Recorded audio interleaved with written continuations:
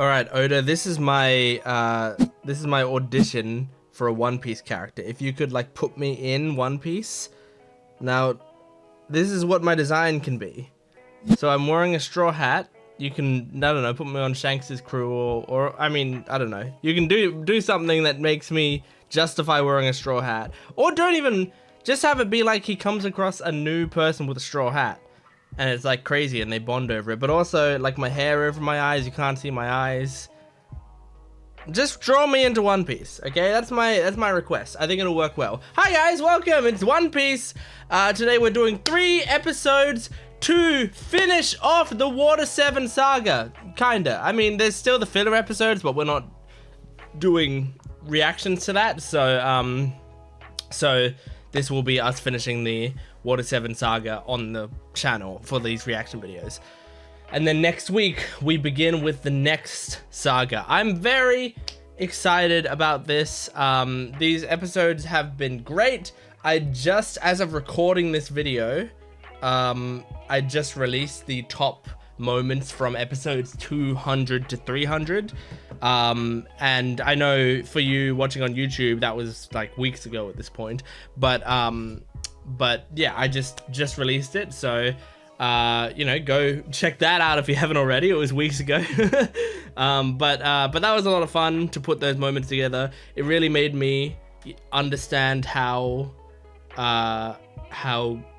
you know, great the saga that we just have gone through was. And also, like, I feel like we've probably had 1 or 2 moments that also might make the top 5 moments for this set of episodes already since 300. Like, we're only on episode 300 and what are we doing today? 323. We're only on 323, and yet I feel like we've already got 1 or 2 moments that very well might be in the top 5. I don't know. Depends how good this next set of episodes is. So we're gonna jump into it.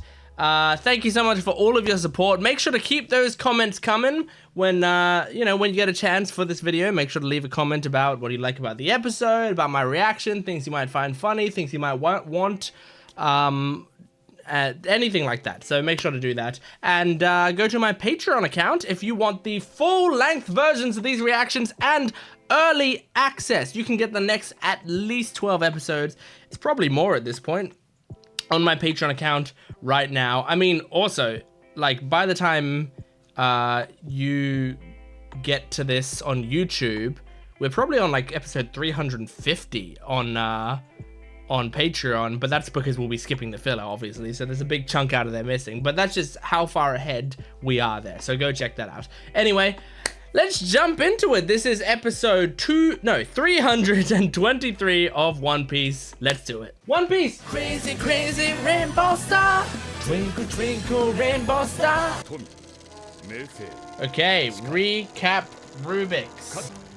If you're new to this channel, the recap Rubik's is a Rubik's Cube that I do while the recap is going on, and I try to beat the recap. The fun thing about the recap Rubik's though is if you skip this part of the video, you actually have to pay a fine to the government.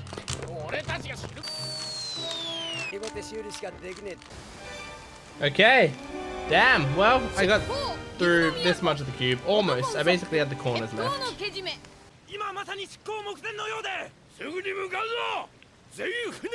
Okay, what's the play here?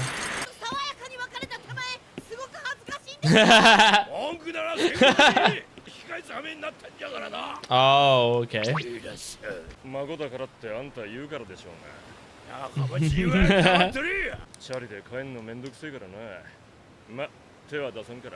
He's just gonna chill. What about Usopp? What about Usopp? Oh my god, they're leaving!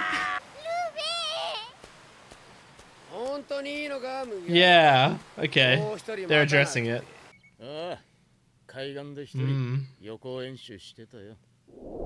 Interesting. That was in the filler, but I guess that part was canon?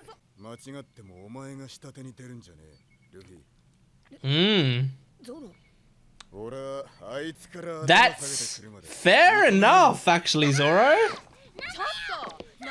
Yeah, Luffy, you're the captain. Oh. And Luffy won. Mm-hmm.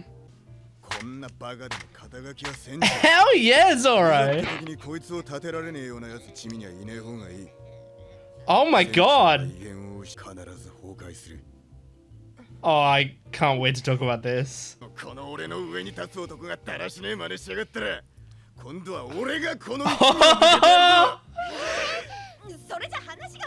God, I respect the fuck out of that, Zoro.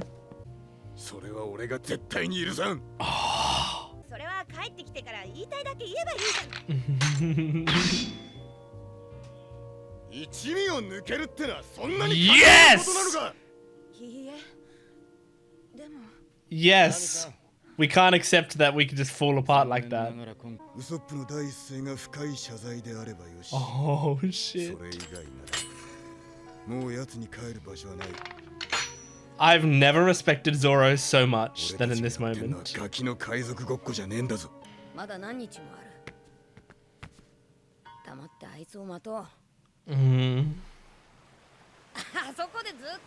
He didn't come back. Wow.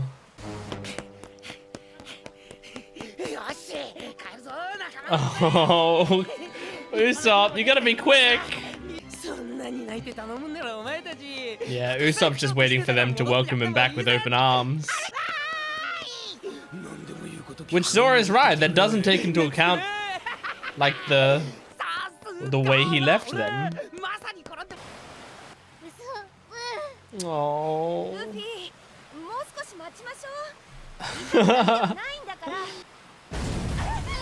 Man, I do kind of respect that Luffy's legitimately not waiting around, and now they're being attacked by Garp? Question mark?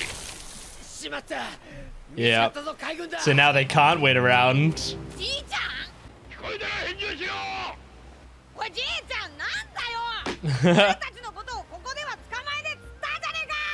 This is similar to the live action scene.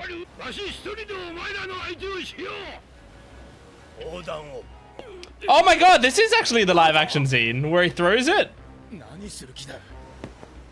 Oh my god.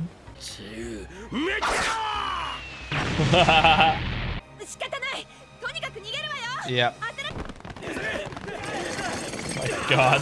They're not even going to be firing at him, just having Garp throw them. This is like the 3-point contest in the NBA.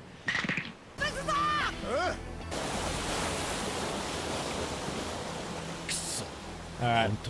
Yeah, I think they're gonna have to bounce him back, cut him in half, kick him back. They have a bit of practice with this. And with only one guy throwing him. Oh, he is here? But what's he gonna do? I like how Robin's the only one that listens to him. No one else was listening to his yelling. Robin and Chopper's friendship is fully alive.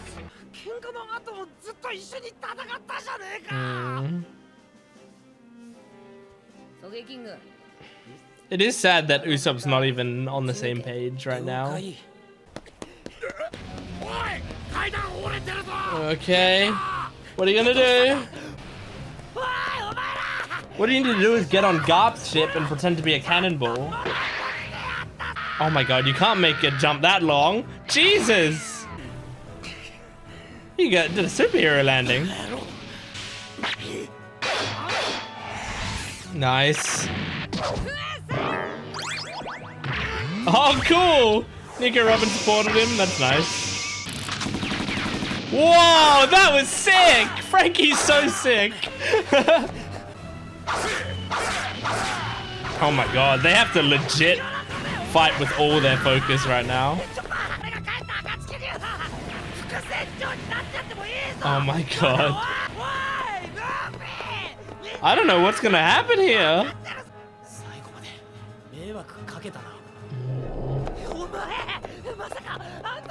Oh, he's going back into lying.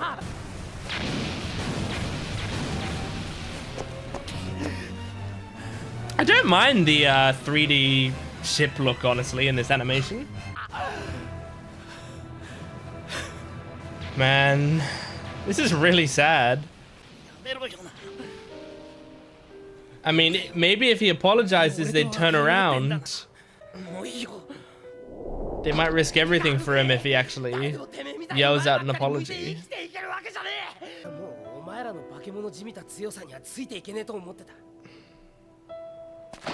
Oh.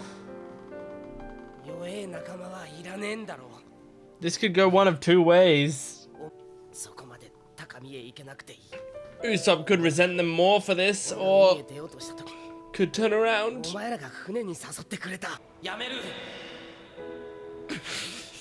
Oh. Oh my god, it's so far away.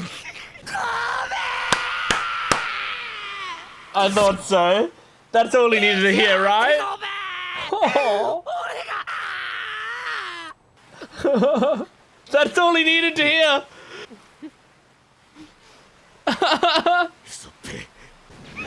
Now you're part of the crew again.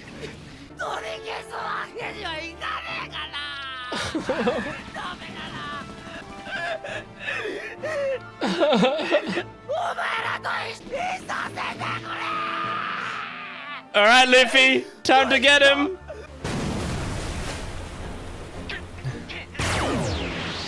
Oh shit! Are you serious? He can reach that far?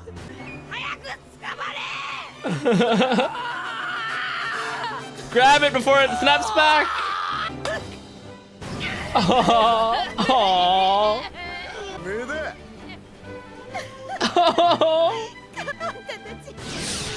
Oh. I'm so happy. And he's so happy.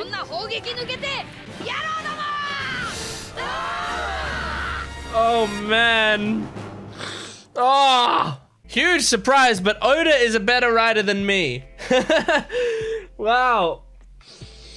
That is great. That is really, really good. What an incredible episode. I loved the way they handled that entire thing. Now that they've wrapped up the Usopp breaking up from the gang storyline, that's perfectly done. That is perfectly executed. He's nailed the landing on that. I'm so happy.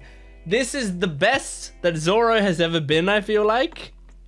I know, so I actually talked about in one of the videos that I put up, I forgot which episode it was, but in one of the earlier episodes, I talked about how you know, people consider Zoro to be like second in command, first mate type, vice captain type character, and while it hasn't like been confirmed, like hasn't been said in the manga or anime that that's the case, it has in the live action, but that's a different thing.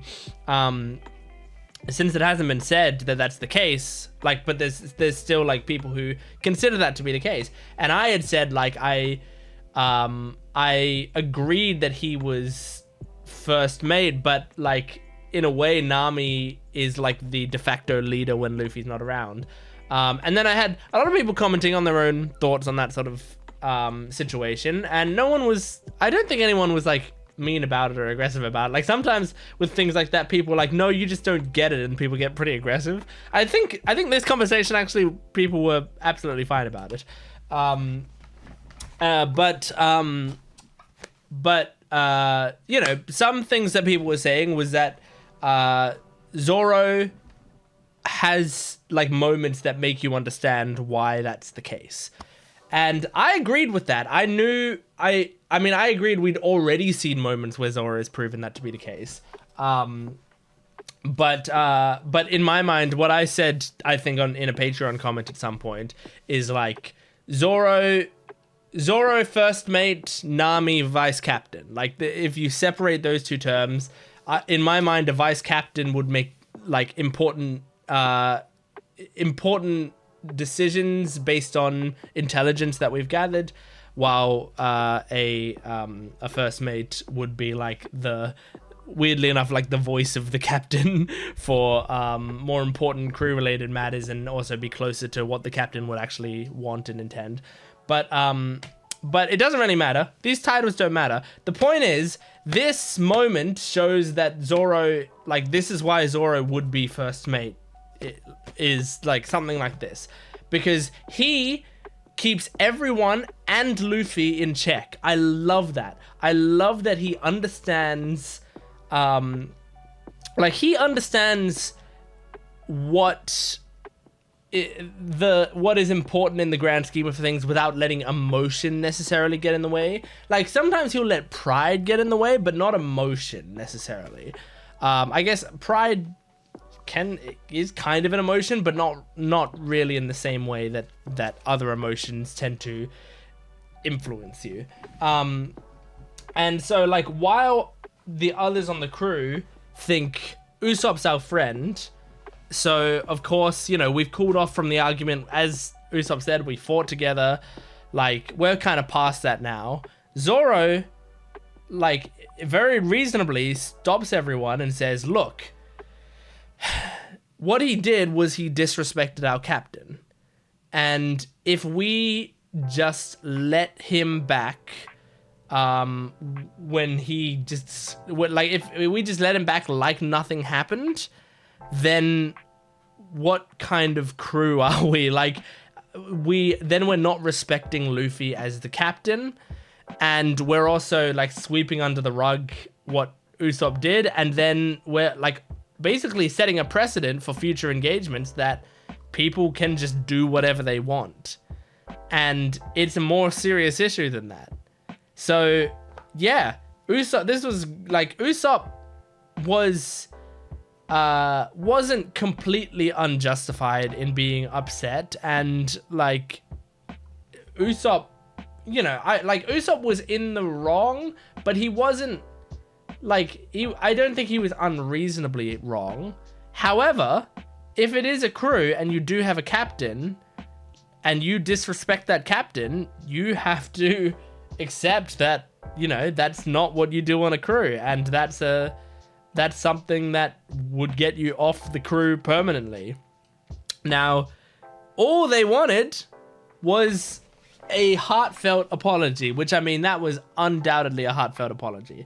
And I'm a big believer in second chances and redemption and people being able to change who they are. And I think apologies are incredibly important. So I think even if they didn't go through all of this together, even if we, like, Usopp left and then we didn't see him for a while, and then he came back and still gave some sort of apology to them, that would have been good enough for me.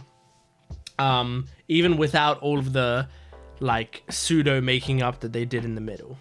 But that would have been good enough for me. I don't mean from a storytelling perspective. For a show, that would have been a little weak. But I just mean, like, if I was the crew, and he just went away, but then came back after he'd cooled off and apologized for what he said, I would have been like, yeah, you can come back on the crew, of course, because you're my friend. And I do think apologies, when they're heartfelt and they have the proper components of an apology, are very important and hard to do. And so I think, like, if people apologize to me, I tend to give them the benefit of, you know, forgiving them, generally. Now, there's a difference between saying I'm sorry and apologizing, I think. Those are, like, I'm sorry can be an apology, but it isn't necessarily. Sometimes I'm sorry is an excuse. Sometimes people say I'm sorry to sort of, like, sweep aside what they did. Like, if someone every day keeps stealing your cans of Coke, like, you buy a can of Coke and then someone comes and steals it, and then they drink it, and the next day you buy another can of Coke and they steal it, and then you go, hey, that's my can of Coke, and they go, oh, I'm sorry, and then they come back the next day, you grab a Coke, and they take your Coke again, and you go, hey, you can't take my Coke, and they go, I'm sorry, I'm super thirsty, like, that's totally my bad, but I'm really, really thirsty.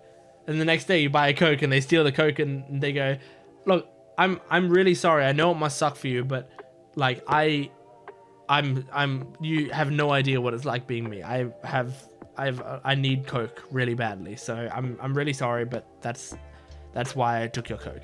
Like the apology at that point doesn't mean anything. You're taking my fucking Coke every day, you know?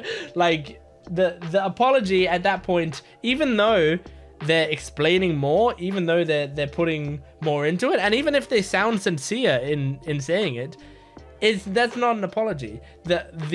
An apology is you taking their Coke. They say, what the fuck, don't take my Coke. Like, we really need to talk about this. Stop taking my Coke. The person goes, I hear you. I'm sorry. I did take your Coke. I really shouldn't have. I was thirsty, and and now I see that I shouldn't have been doing that. That's not an excuse for my behavior. I will not take your Coke anymore. I won't. And I'll get you a new Coke. I'll buy you a Coke or whatever. Now the reason there's a difference there is like an apology has like the actual statement of being sorry. It has acknowledgement of the crime, and it has a commitment to change, commitment that you're going to not do that again in the future. And this was a good apology, what Usopp did. It was heartfelt. He acknowledged exactly what he did wrong. And I mean, he didn't specifically say the words, I won't do that again, but we can tell from the way that he's expressing this, and like from how he's acknowledging this guilt, that it is definitely something that he sincerely regrets, and he wouldn't go down this path again. And that's so important for apologies. So I'm really proud of Usopp in this episode, and I'm so proud of the crew for sticking to their guns. I feel so bad for Chopper. He's the one he just wants to be with his friends. Like, he's not cut out for this. He's not cut out for this, like, cutthroat, we might leave our friends behind if they make mistakes. Not make mistakes, but if they, you know, if they don't own up to their own mistakes. He's not ready for that life, you know. He just wants to hang out with his friends, and if it were up to him, he would let anyone come along no matter what.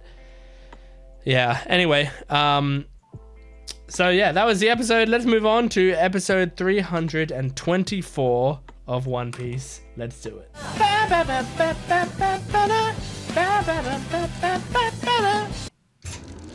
Okay, recap Rubik's.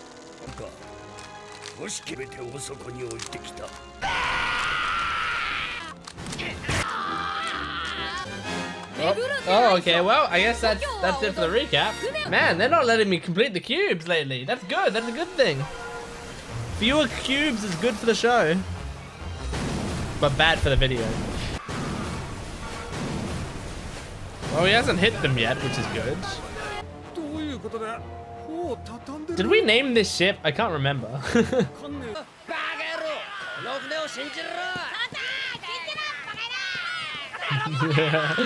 Franky fits in so nicely. Oh, okay, good. It answered my question. Luffy? It's up to you then, surely. Luffy named the Going Merry, right? Okay, suddenly you're bad at names. It does look like a sunflower.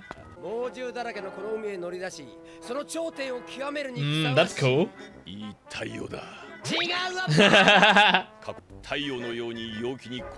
Oh, cool. Oh, Iceberg came up with a name? Thousand Sunny?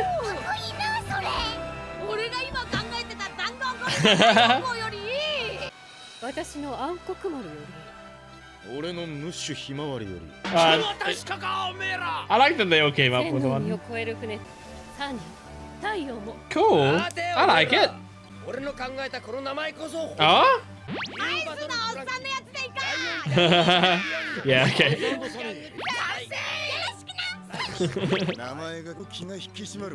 Oh, poor Franky.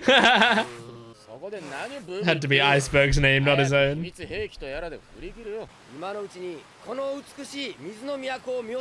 gonna go into hyperdrive? Are they actually? Oh yeah, there's that big hole on the back. Is that actually gonna blast them off? Forgot Helmeppo's name.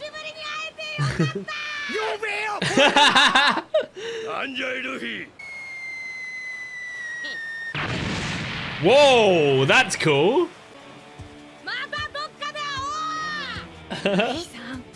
I love Kobe.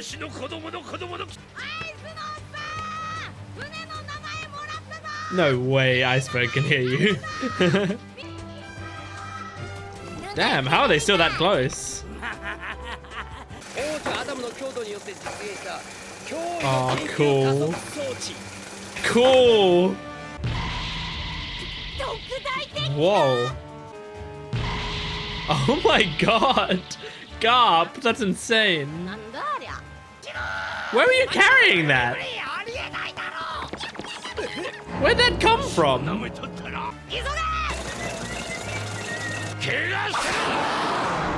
Oh shit!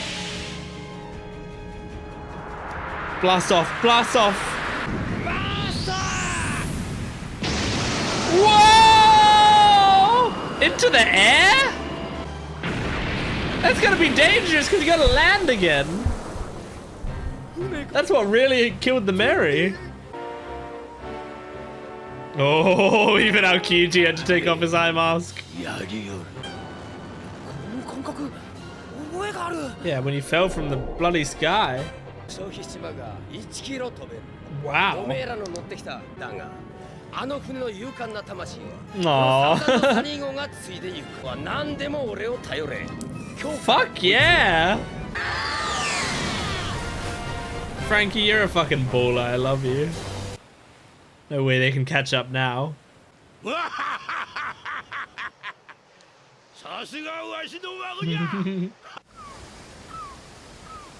Can't believe it. We've left Water 7. Water 7 feels like a home now. They're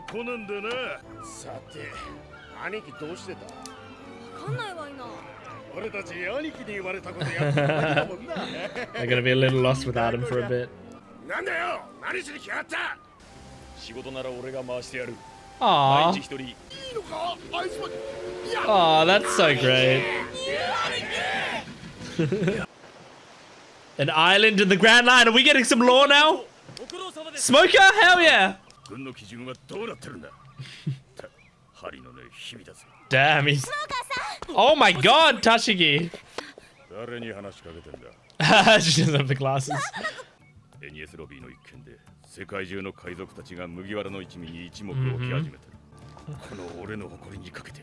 Oh shit!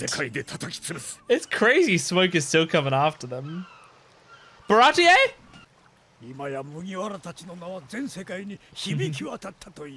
Yep.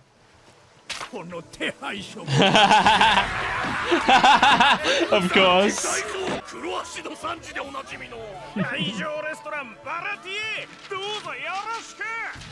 That's so cool. I think the Baratier should go to the Grand Line. That'd be fun.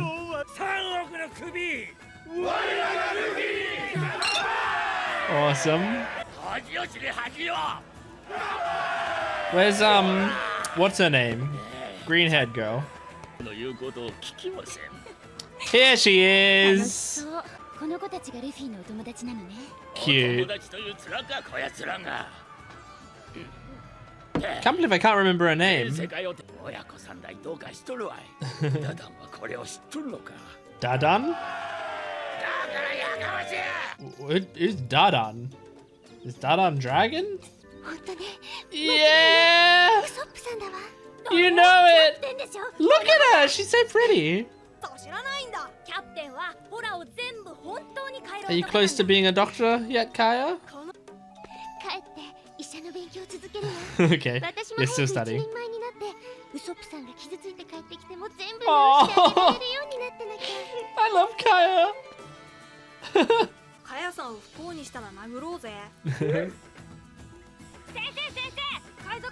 Zoro's hometown.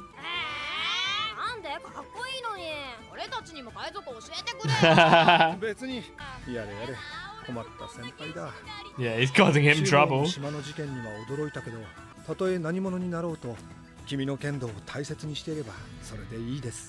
of these characters I'm kind of surprised that they have the trust in the Straw Hats that they did it for the right reason.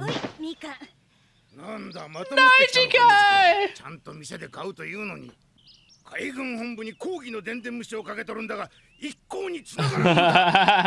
He's a Karen.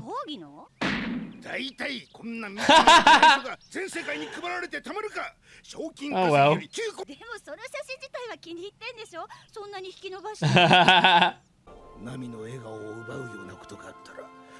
Oh. Yeah, well at least she's happy. Yeah, she's still smiling. Oh.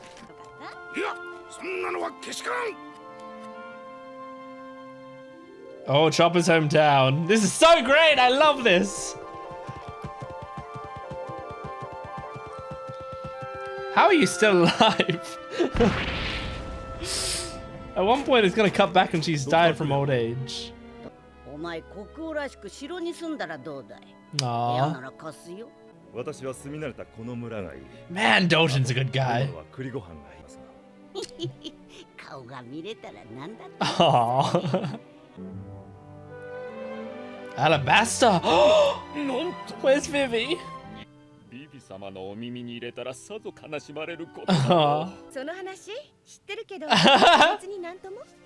Good. Look how pretty she is right now.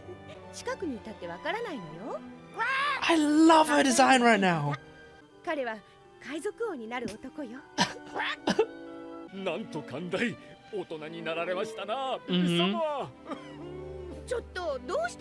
I don't know, I'm almost crying. Oh shit.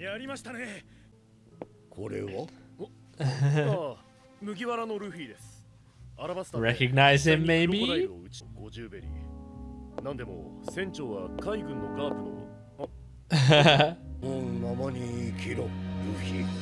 Okay.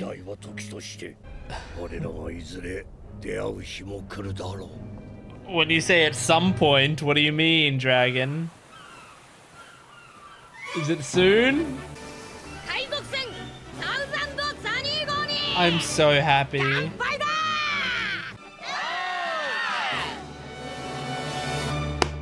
Amazing. What an incredible episode! Ah, it's so good! This is what I dropped my pen down my back. This is what I want from series that are long.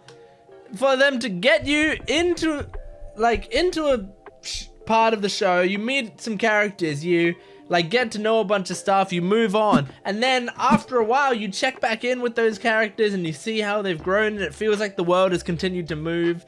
And I love episodes like this where it's like we've been doing other stuff for a while and we check back in with these other characters. It rewards us for watching the show. It's amazing. There was so much that I loved in this episode. Firstly, we now have our new ship's name, which is the Thousand Sunny. I actually am surprised. I vaguely recognize that name. I think I knew it had Sunny in it, but I didn't know it was called the Thousand Sunny. So that's a cool name. I like it. I always thought Going Merry sounded strange. It was always a strange name. It makes sense, but and I mean it's like there's several parts to it. I mean it's supposed to be obviously a tribute to Merry, but also sort of like merry-go-round stuff like that. But I always thought it was a strange name, but I liked it. It's just strange. And Thousand Sunny, I think, is similarly strange. It feels like an odd name. It feels like it doesn't quite make sense, but it also has some good meaning to it, and has enough sort of emotional value to it that it works. I think it's very nice the way they did this, where they allowed themselves to get a new ship. But still made it clear that the Going Merry's, as they said in this episode, spirit will still live on within within the Thousand Sunnies. So it allows the viewers, us, to be excited about the features of this new ship while also not feeling guilty for like doing away with the Going Merry. Great. It was really well written. The fact that they can just get on a, like, they can just, you know, use, did he actually end up using barrels of cola? I kind of skimmed over the bit that he actually said what the fuel was. But in my mind, he said it was cola. But the fact that, you know, they can do that to just blast off, he said 1 kilometer is absolutely crazy. Like that's a long way that you can fly and just like at will, sort of, you know. So that's crazy. Yep, and I just double checked it. He said it consumes 3 barrels of cola.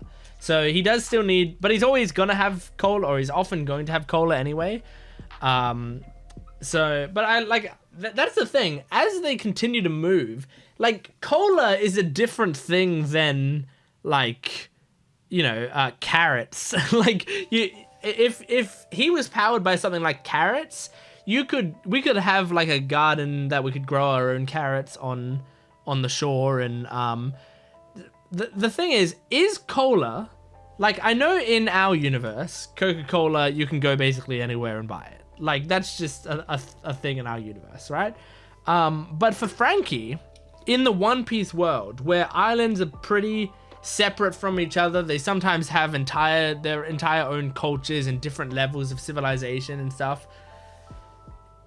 Is cola like a thing that is still pretty much sold everywhere?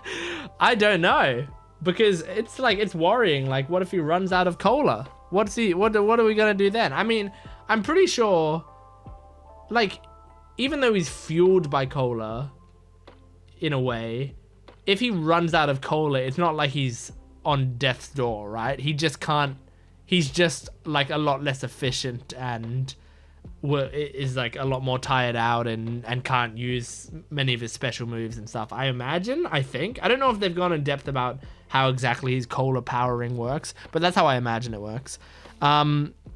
So let's talk about the updates. We saw Smokers still coming after us with Smoker and Tashigi, which is cool that they're continuing that storyline. They very could have easily just had Smoker like try to capture us in Logue Town. It doesn't work, and then that's it. We never see him again, you know? Or we do see him again towards the end of the show. But the fact that he's like constantly pushing forward and getting closer to us, and he genuinely wants to be the one to capture us is pretty crazy. And it wouldn't surprise me if he was, you know? But also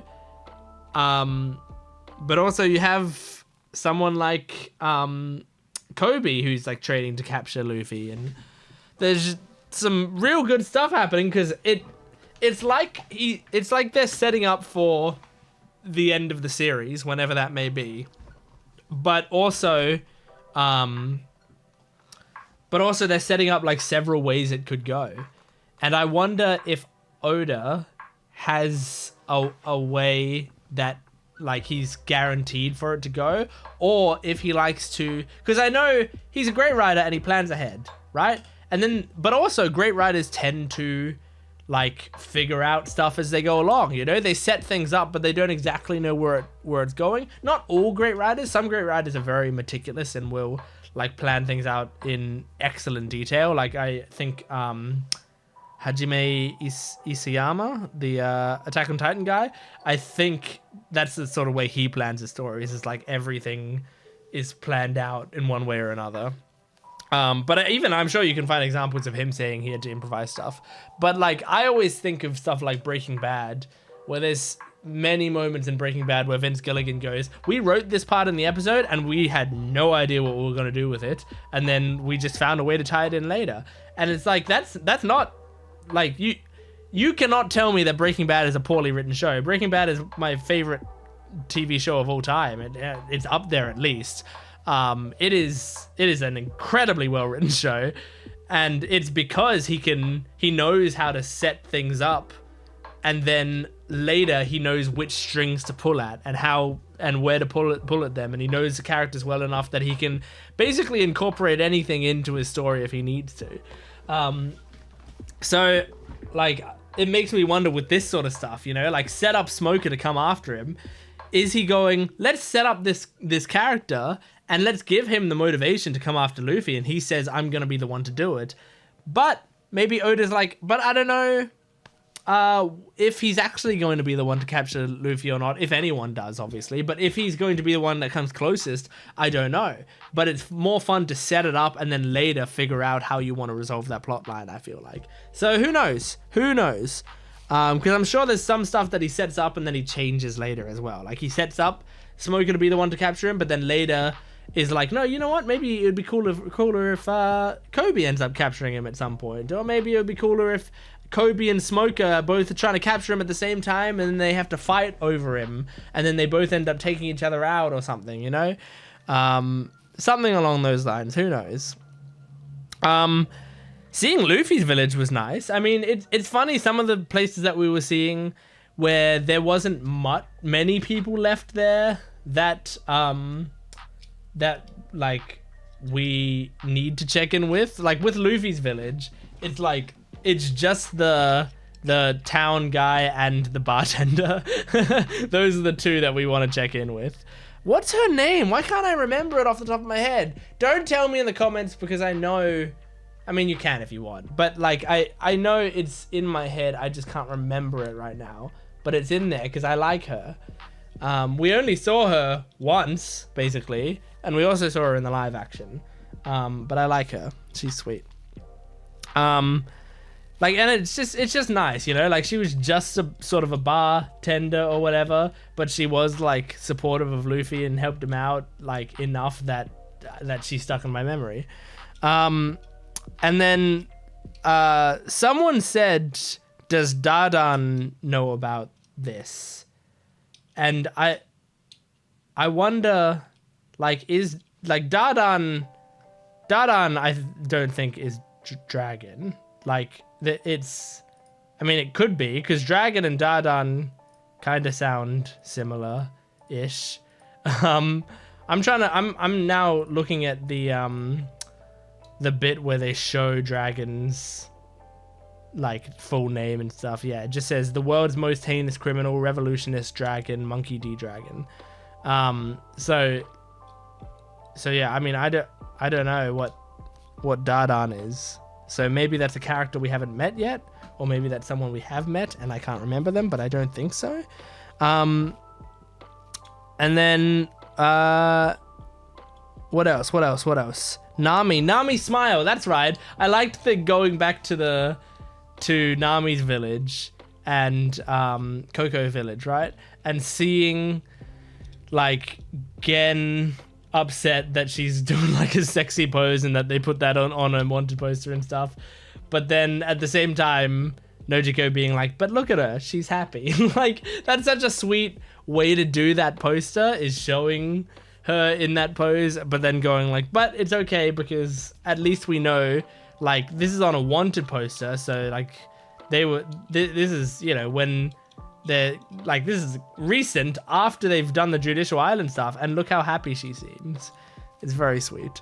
I loved seeing Vivi. I love Vivi so much. Oh, that was just such an amazing moment to just see her, and she's older and she's like coming more into her leadership roles, and she was she like cleaning Karu or something, right? She was doing something. Yeah, she was like, I got the image up here. She's like bathing Karu, which is very sweet. I like her current design, and it just like she just to me oozes maturity. Like, I like that they were like, oh, we can't let Vivi see this, and then they talk to Vivi and she's like, what? Oh yeah, I know about that, but I don't mind. Whatever. It's so great. Like, she's a great woman. I love her. And yeah, and as I said, I mean, Dragon, the interesting thing is, I think the people who were working under Dragon didn't know anything about his family. It seems like, from the way they were talking. So that all seems to be a secret. They don't know he has a son. They also, I think, don't know his father is Garp because of the way that one of them was talking. So, I'm curious. I'm very curious. All right, let's move on to the next episode and the final episode of the Water 7 saga, not including fillers. It's episode 325. Here we go. Okay, recap Rubik's. ロマンを求めあらゆる世界に問いかけるの世界政府へと海賊も黙っちゃいねすげえだろこれは賞金も跳ね上がるぞ Wow, this isn't recap. enies ロビーならウォーターセブンの海列車が I love this guy's design. I know we've seen him. それもまた巡り合う I said the same thing last time. 行こうぜ船長 He's got such a cool crew. They've got some awesome designs. Oh, Ace! Uh-oh. This might be bad, actually. Oh,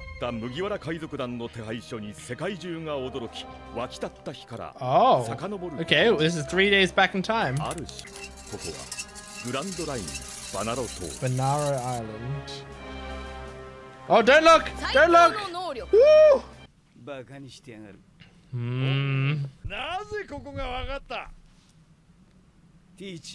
Damn, look at him. He's so cool.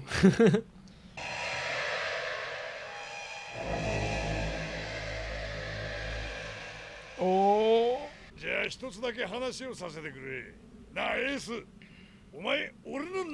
trying to poach him. まず手始めにこの先のウォーターセブンにいる麦わらのルフィをぶち殺して Oh 政府へ shit. 手土産にする知ってるのか Oh god. Are they gonna legit fight? Oh! God damn! Woo-hoo-hoo! Shot him through the chest. Didn't work. And through the head. Oh my god, this is cool. Ace is fucking strong, dude. Flame Commandment is an awesome name. Oh! Woohoo!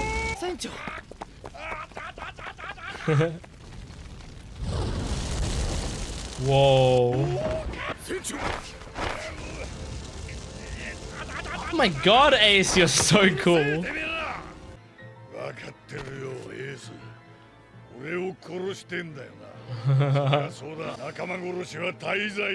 Yep. Thatch, had we heard who we killed yet? Ah.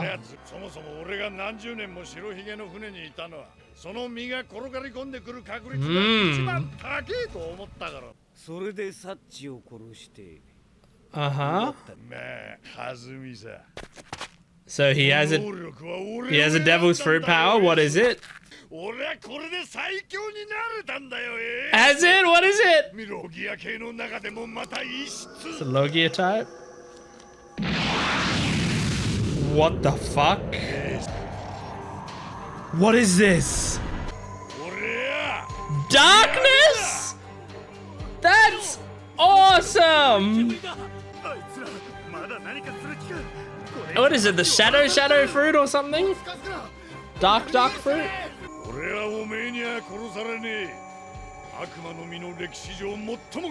Whoa. Dark fruit, yeah.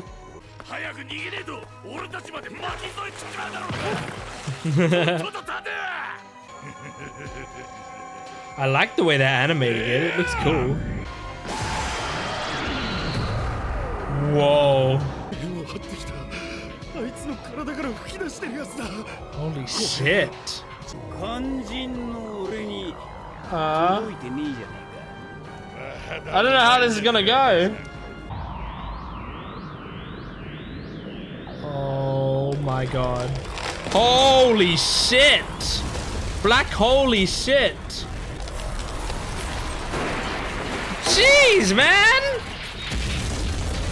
Just absorbing the town. God damn, man. That is a pretty insane power. So far, it hasn't hit the one person you're trying to demonstrate this to, though. It just wiped out the town like it didn't exist.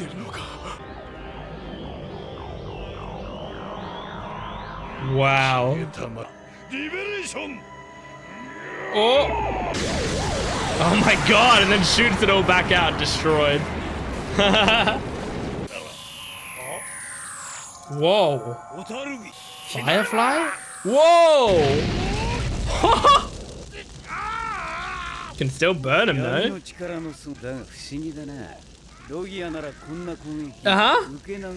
That's what I was thinking. Oh, interesting.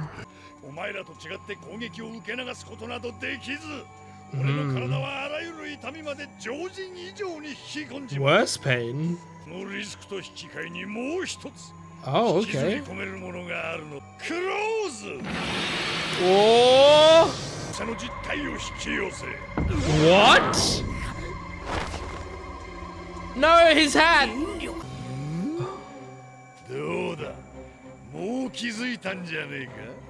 Oh. Oh! Oh no. Yeah, he hasn't felt it in so long. Oh my god. That's cool, you can negate people's powers. That's really cool. What a cool power.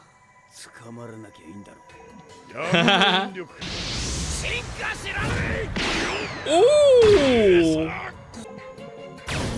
This makes the fight much more interesting. They can both hurt each other real bad. Damn right it is. Oh, that's so cool! What a cool power! Crossfire. There's no way we can resolve this battle.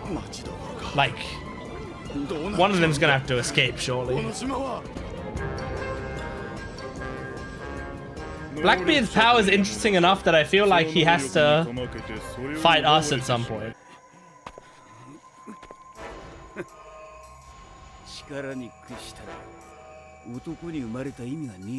Okay.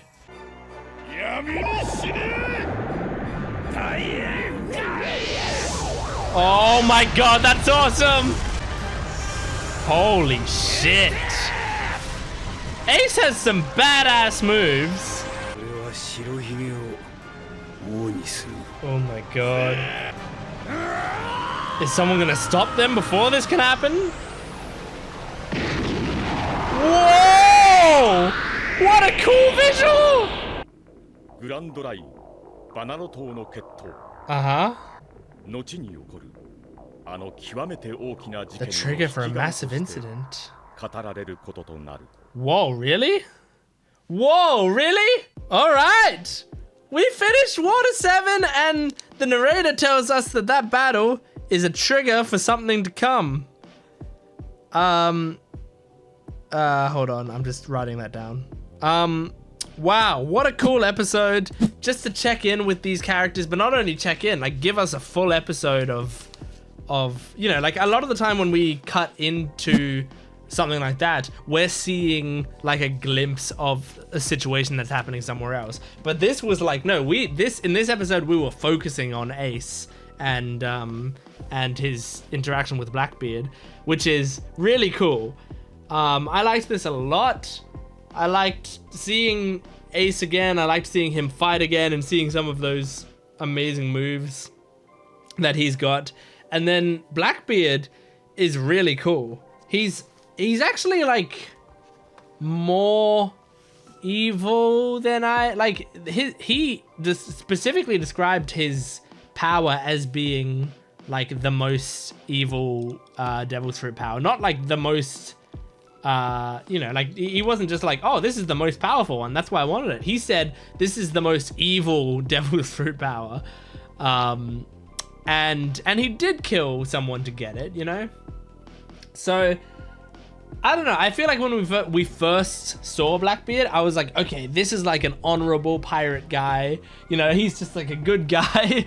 Like when Luffy first met him. But no, he's an evil dude. At least right now, he seems like he's pretty evil. But yeah, this was a very cool episode. I liked the idea of he simultaneously doesn't have the same like vulnerability. Oh, sorry, no, not vulnerability, invulnerability that other Logia type devil fruit users have. Which is like, you know, you shoot them with a bullet, it just goes through their body. You punch them, it just goes through their body, you know? Like we've seen that in Crocodile, we've seen that in Ace, we've seen that in Eneru, we've seen that in the guy from the movie. Like a lot of these characters, we see the same thing. And that's a very powerful aspect of Logia type fruit. But in this one, he's like, no, not only can you hit me, but it hurts me more. It like actively hurts. But the trade-off is that my power is so good, and also that I can hit you as well. He's a counter to Logia type fruit. So it's really cool. Because he can like fight with Ace on even ground. It's so cool, man. It's so cool. I'm just looking at my notes to see, like most of this episode can be described as me saying that it's really cool. But do I actually know what else to talk about with it? I don't think so. Because, like, we don't even know what this is setting up fully. The narrator said it's the trigger for an incident that's about to occur. Does that mean this upcoming saga is caused by this fight? I don't know, but it's a really cool concept, whatever it is. So, yeah, anyway, that was One Piece, episode 325. So next time you see me, we'll be in a new saga. Make sure to support this video if you can, liking, commenting, and subscribing. Leave your comments down below. I love to read them, and my Patreon account is in the description below for the full-length version of these reactions and early access. You can get the next at least 12 episodes. We'll be deep in the saga. The next saga already, so go check that out. But yeah, thanks for watching. I will see you next time. Goodbye.